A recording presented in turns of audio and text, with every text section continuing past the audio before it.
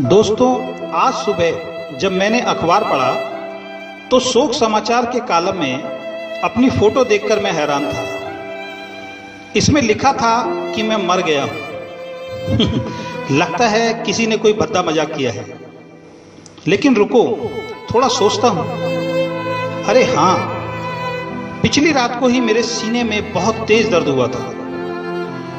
मैं पसीने से तरबदर हो गया था और उसके बाद मुझे कुछ याद नहीं। हाँ, शायद मैं गहरी नींद में सो गया था। अरे सुबह के 8 बज गए हैं। लगता है आज ऑफिस में फिर लेट हो जाऊंगा। आज फिर चिड़चिड़े बॉस का भाषण सुनना पड़ेगा। पर यह क्या, मेरे ड्राइंग रूम में से इतने लोगों की आवाजें क्यों आ रही हैं? अरे यहां तो बहुत भीड़ है। ये सब लोग रो क्यों रहे हैं? ये क्या, मेरा शरीर सफेद कपड़ों में लिपटा जमीन पर क्यों पड़ा है? मैं यहां हूं, मैं चिल्लाता हूं, कोई इधर देखो, देखो मैं इधर हूं। पर ये क्या, कोई ध्यान क्यों नहीं दे रहा? ना ही कोई मेरी आवाज सुन पा रहा है। हर कोई बस रोती हुई आंखों से मेरे शरीर को देख रहा है। मैं अपने कमरे में वापस आ जाता हूं। बाहर कोहराम मचा हुआ है। ये क्या, मेरी बीवी रो रही है? वो बहुत दुखी और उजड़ी सी दिख रही है। मेरे बेटे और बेटी भी रो रहे हैं। मेरी मां भी जोर जोर से रो रही है। लगता है मैं मर गया हूं। नहीं, मैं कैसे मर सकता हूं?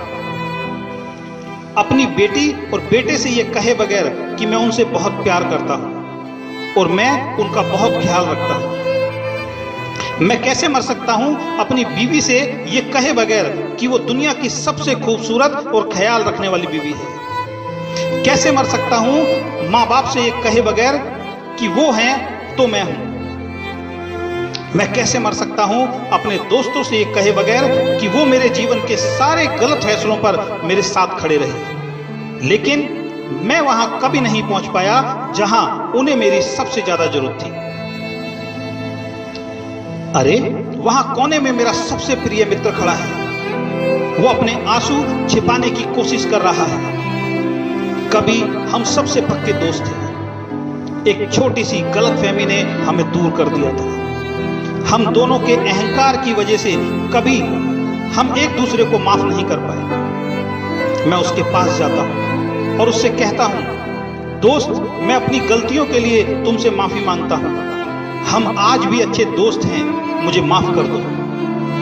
पर यह क्या, उसकी तरफ से कोई रिस्पॉन्स क्यों नहीं मिल रहा?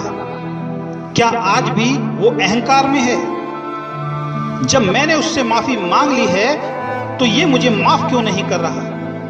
बस रोता ही जा रहा है। पर एक सेकंड, शायद ये मुझे देख ही नहीं पा रहा है। तो क्या मैं सच में मर गया हूं?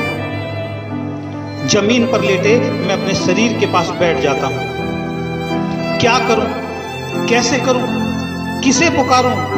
कोई मुझे सुन ही नहीं पा रहा है।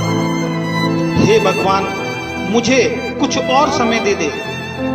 मैं अपने बच्चों, बीवी, माँ बाप, दोस्तों को ये बताना चाहता हूं कि मैं इन सबको बहुत प्यार करता हूं। मेरी बीवी कमरे में आती है।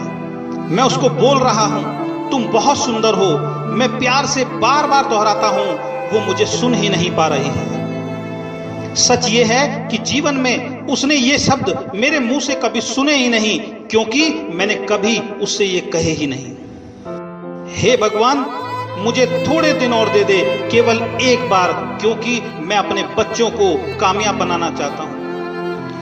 अपनी मां को मुस्कुराते हुए देखना चाहता हूं।